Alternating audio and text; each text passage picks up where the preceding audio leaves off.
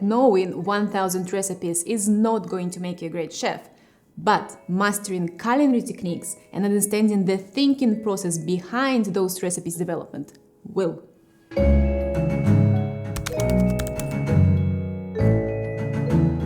My name is Natalia, also known as Chef Rudakova. I'm a professionally trained chef, a culinary artist, a YouTuber, and as you might have already noticed, a culinary instructor.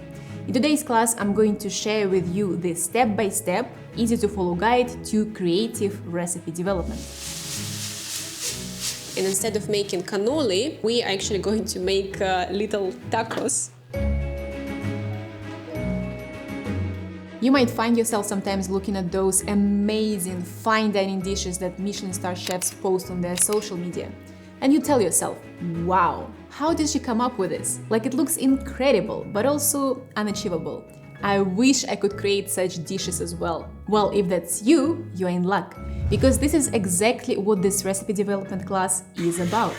After taking this class, you'll get yourself from the point of someone who silently admires the works of famous chefs to a position of a person who can develop your own unique, beautiful, and most importantly, delicious dishes.